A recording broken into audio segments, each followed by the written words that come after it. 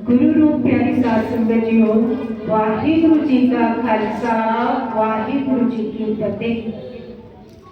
गुरबाणी का पावन फरमान है, मन में कीकत कही न जाए, जे को कह पिछे पछताए, कागज कलम न लिखन हार, मन में काव्य करने जा।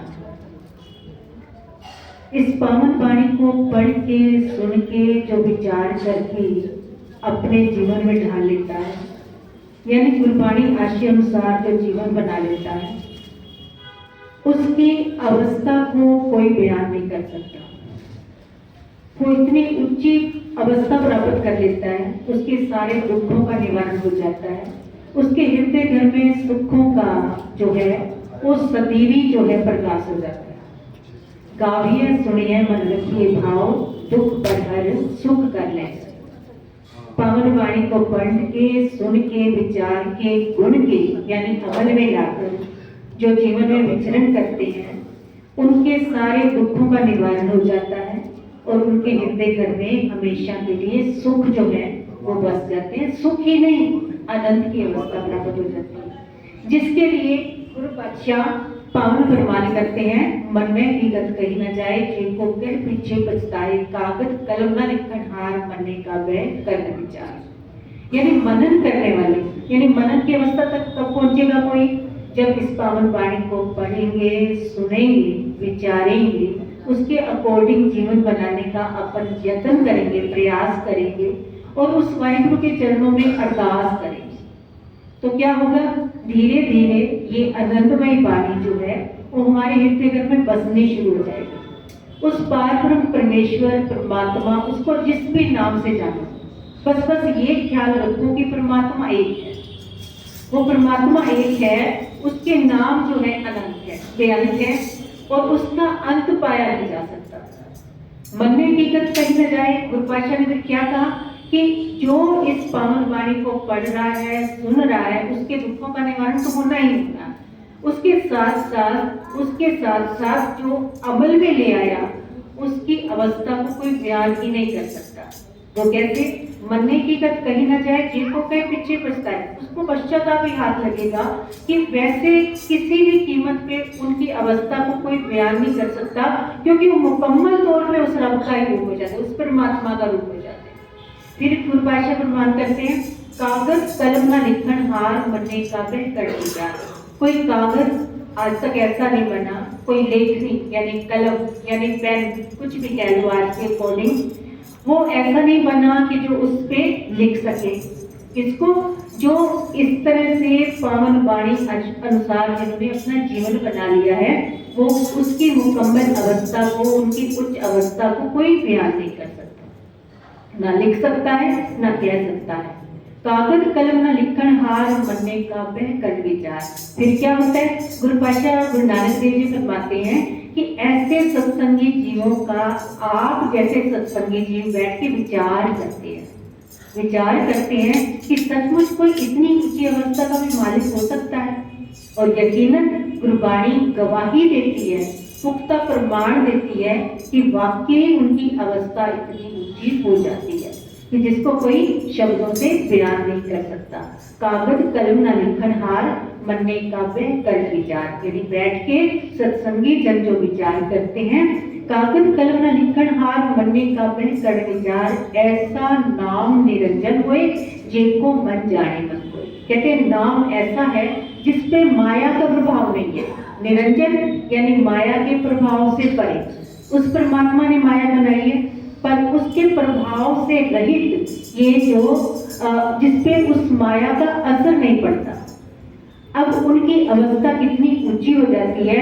इस संदर्भ में मैं आपसे एक साक्षी जो है वो, वैसे रोज जाप से अच्छी की व्याख्या चल रही है, मैंने सोचा आपके साथ मैं हिंदी में बात करूं और ताकि आपको अच्छी तरह से समझ आ जाए। एक बार क्या होता है कि राजा विक्रमादित्य जो है, राजा विक्रमादित्य के मन में ना ऐसे जिज्ञासा पैदा हो गई। पहली बात, जिज्ञासु वृत्ति हो जाना भी आध्यात्मिक जगत में चलने की समझ लो पहली सीढ़ी है। जब हमारे मन में ये ख्याल पैदा हो कि अगर हम दुखी हैं तो हमें पता, हम समझें कि हमारे दुखों का कारण क्या है। अगर हम सुखी हैं, हमें सब साधन वाहिगुरु ने मुहैया करवाए हैं, परमात्मा ने दिए हैं, तो हम ये विचार करें कि हमें ये सुख कैसे मिले हैं। फिर अगर दुख मिले हैं तब भी विचार करें, सुख मिले हैं तब भी विचार करें, और उस परमात्मा से हमारा क्या संबंध है, उसके परमात्मा से संबंध टूटने का क्या दुख होगा और उससे जुड़ने का क्या लाभ होगा। इस तरह के जब सवाल अंदर से उठने शुरू हो ना, और दुनिया से हमारा क्या संबंध है, परिवार से हमारा क्या संबंध है। गुरबाणी कहती है पूर्व जन्म के मिले संजोगी अंत को न सहाय, अंत में किसी ने सहाय नहीं होना, तुम्हारे कर्म ही तुम्हारे साथ चलते हैं। तुम्हारे कर्मों का लेखा जोखा ही हर एक जीव का, वो ना भी ले जाना चाहे तो भी उसके साथ जाएगा।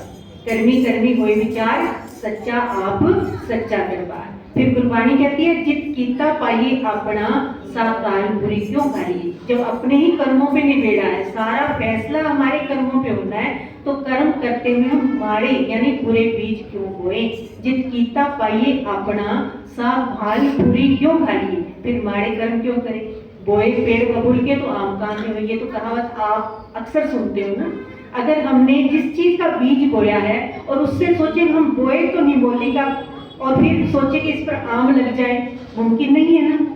जिस चीज का बीज बीजेंगे, कर्म भी बीज है हमारे, और जिस तरह का बीज बोएंगे उस तरह की फसल हमारे लिए ही तैयार होनी है, उसको कोई और नहीं दे सकता। वो हमारे अकाउंट में जमा होना है, जो हमने अपने एक जन्म का सिलसिला नहीं है।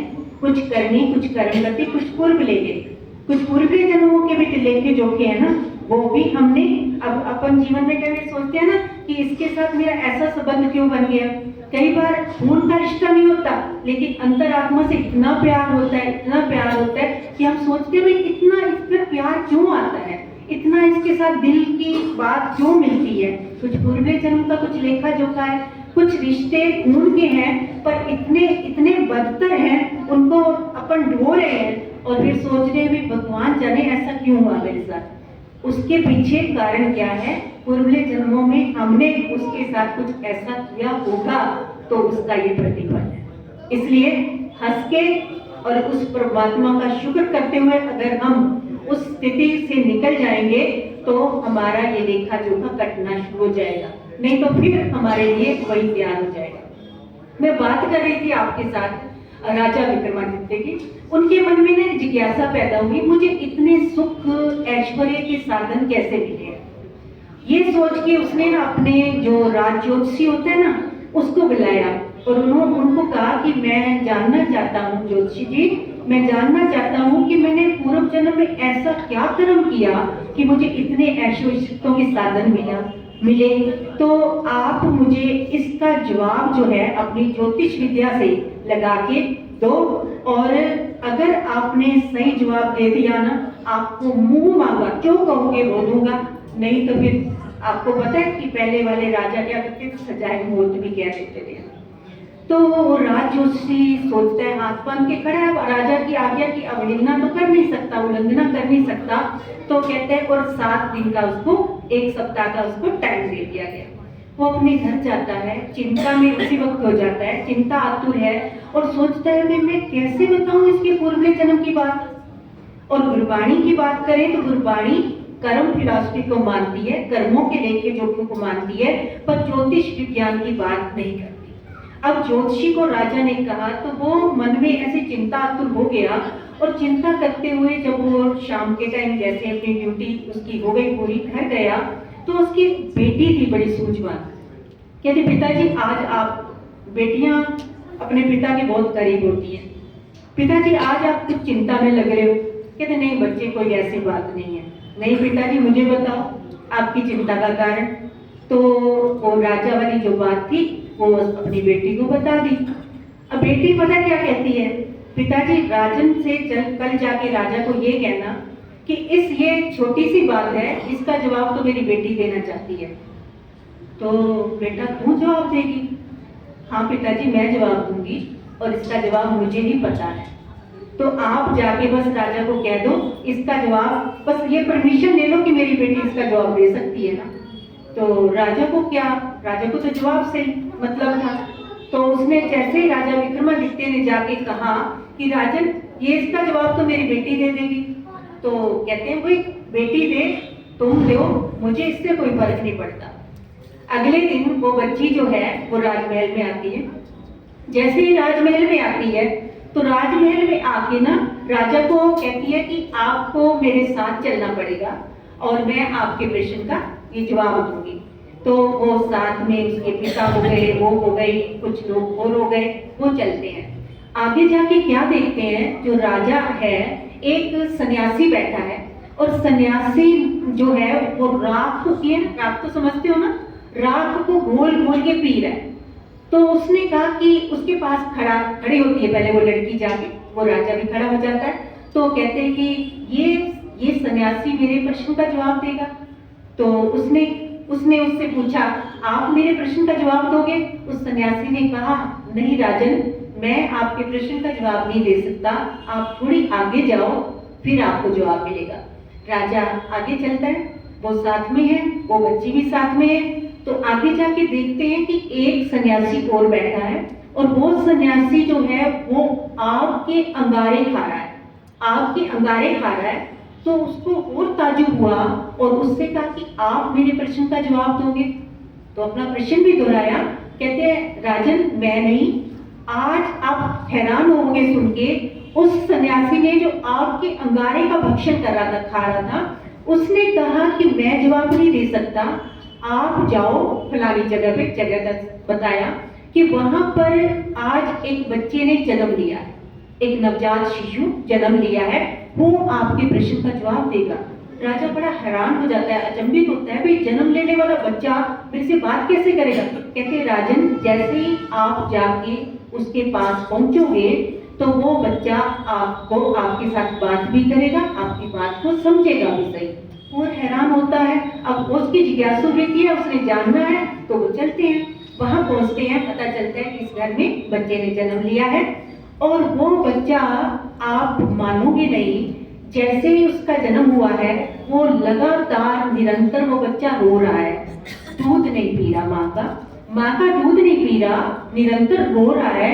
तो अब कोई राजा किसी आम हमारे जैसे के घर आएंगे तो उनको तो कोई ये भी नहीं कहेगा कि आज का बच्चा है, हम आपको कैसे मिलने दें, है ना? तो उसने कहा कि राजन आपके बच्चे, राजा जो आया है और आपके बच्चे से मिलना चाहता है। तो वो तो माँ और उनके सारे घर वाले तो पहले इतने परेशान थे, कहते भाई क्या पता इसके आने से हमारा बच्चा दूध पीने लग जाए या जो प्रॉब्लम है हमारी सोल्व हो जाए। तो उसने कहा कि ठीक है आप मिलो, हमारे अहोभाग्य की आप आए हो, तो हमारी कुटिया में आए हो। राजा अंदर जाता है और सबको बाहर कर दिया जाता है, सब बाहर चले जाते हैं, केवल राजा अंदर है। राजा उसके कान के पास जाके बात करता है और उस बच्चे को कहता है कि मैं आया हूँ, आप मेरे प्रश्न का जवाब दोगे और आप दूध क्यों नहीं पी रहे हो? पहले तो बच्चे का रोना बंद होए, जैसे ही राजा बोलता है उस बच्चे का रोना बंद हो जाता है और बच्चा उनसे बात कर रहा है और राजा की बात को कोई समझ भी रहा है और जवाब भी दे रहा है। तो कहते हैं हाँ मैं आज आपको सारी गाथा बताऊंगा अपने सबके पूर्व जन्म की। राजा बड़ा इसी बात से उसको तसल्ली हो जाती है कि एक बच्चा बोल रहा है, रोना बंद हो गया है, और जब नवजात बच्चा अगर बात करता है तो ये कोई छोटी सी बात तो है नहीं, इसका मतलब उसको पूर्व जन्म का याद है। अब क्या होता है, वो राजा कहता है कि ये क्या घटना है, मुझे इतने ऐश्वर्य के साधन कैसे मिले हैं? तो कहता है देखो, हम पिछले जन्म में हम चारों, यानी एक जो पहले राख खा रहा था, दूसरा जो आग के अंगारे खा रहा था, तीसरा वो नवजात बच्चा और चौथा वो विक्रमादित्य राजा, हम चारों जो है सन्यासी थे, चारों सन्यासी थे और कभी भी हम मांगने नहीं जाते थे। ऐसे ही सन्यासी लोग जैसे बिल्कुल गांव के बाहर बैठ जाते हैं, जो कभी कोई कुछ खाना ले जाता था हम खा लेते थे, नहीं तो अपने परमात्मा की बंदगी में लगे रहते थे। उन्होंने कहा कि अच्छा, तो फिर कहते हैं फिर कहते हैं एक दिन क्या हुआ, एक बच्ची जो है, एक लड़की जो है वो हमारे लिए खाना लेके आई। खाना क्या लेके आई? सबके लिए दो प्रसाद, दो फुलके, समझ गए, दो रोटियां लेके आई। उन्होंने आके हमको चारों को दो दो रोटियां हमारे हाथ पे दे दी। अभी हम उन रोटियों को लेके हटे थे, उसी समय क्या हुआ कि एक पता नहीं अजीब सा एक बंदा आया, बुजुर्ग आया, सन्यासी समझ लो कैसा भी। तो कहते हैं उसकी इतनी बुरी हाल, फटे हाल, वो इतना कमजोर लड़खड़ाता हुआ कहते हैं कि मुझे बहुत भूख लगी है, ये रोटी मुझे दे दो। सबसे पहले वो जो राख खा रहा था उसको कहा, उसने आधी रोटी तोड़ी और कहते हैं उसको दे दी, जो मांग रहा था उसको दे दी। और उसने कहा कि इससे मेरा क्या बनेगा, मैं तो बहुत दिन से भूखा हूँ। आधी फिर उसने और दे दी। फिर उसने कहा कि ये पूरी रोटी मुझे दे दो। उसने कहा अगर ये तेरे को दे दूंगा तो मैं क्या भूखा मरूंगा, क्या मैं राख खाऊंगा? कहते तथास्तु। उसने कहा तथास्तु। कहते उस दिन से वो राख ही गोल गोल के पी रहा, राख ही खा रहा है। कहते दूसरा जो था उसने क्या जो कहा, उसने भी पहले आधी रोटी दी, फिर आधी रोटी दी, फिर कहते हैं भाई ये पूरी दे दे। कहते फिर क्या मैं आग खाऊंगा? अपन गुस्से में कुछ भी बोल देते हैं ना। तो उसने क्या आग, कहते तथास्तु। तो वो तब से आग ही खा रहा है। अब फिर तीसरे ने कहा, तीसरा कौन था? वो बच्चा। तीसरा मैं था। जब मैंने कहा और मैंने भी अपनी एक रोटी दे दी और उसके बाद आधी रोटी और भी दे दी। उसने कहा ये भी दे दो, मैं बहुत भूखा हूं, मैं मर जाऊंगा भूख से। तो कहते हैं कि मैं भूखा मरूं? कहते तथास्तु, भूखा मरूं। अब जैसे ही मेरा जन्म होता है तो मैं मेरी माँ का दूध नहीं पी पाता, मैं रो रो के बिलक बिलक के, दूध आ रहा है माँ के स्तनों में, मैं दूध नहीं पी पाता, मैं रो रो के तड़प तड़प के भूखा ही मर जाता। अच्छा, फिर एक राजन, फिर आप बचे। जब आपने तो तत्काल दोनों प्रसादे जो दोनों फुलके थे वो उनको दे दिए और कहते हैं अगर आपकी भूख अभी भी शांत ना हुई हो तो मैं आज जाके मांग के आपके लिए कुछ ले आऊं। जबकि उनका नियम नहीं था, वो कभी मांग के नहीं लाते थे। उसके अंदर परोपकार की भावना कितनी थी। आज मैं उन नियमों को भी ताक पे रखता हूँ और मैं आपके लिए ले आऊं। जब ऐसे कहा ना तो वो उन्होंने कहा कि कहते कि बस तथास्तु, मतलब तथास्तु यानी कि तुम्हारी राजा जैसी प्रवृत्ति है, तुम इतने दयालु हो, बस इतना कह के वो अंतर ध्यान हो गया। अंतर ध्यान होने से पहले कहते हैं जो लड़की थी ना, उसको अभी प्रसादे दे के वही खड़ी थी, ये सारा तमाशा उसने देखा। और तुम यकीन मानो वो लड़की वही राज जोशी की बेटी थी जो उनके लिए उस जन्म में वो फुलके लेके लाके सेवा करती थी। अब क्या हुआ, उसको तो इस सारी बात का घटना का पता था ना, तो उसलिए वो लेके आई। कहते हैं बस कोई किसी को नहीं देता है, ये सब हमारे कर्मों का लेखा जोखा है। ऐसे ऐसे घर आपने देखे होंगे, सब कुछ है लेकिन कोई मांगने आ जाए तो कह देते हैं चलो चलो आगे चलो, हाथ खाली नहीं, कहते हैं ना, सुना होगा आपने भी। और कुछ ऐसे हैं घर में इतना सा पड़ा है तो भी सोचते हैं कि नहीं साधु ना भूखा जाए, है ना, साईं इतना दीजिए जामे कुटुंब सुबाए, मैं भी भूखा ना रहूं, साधु ना भूखा जाए।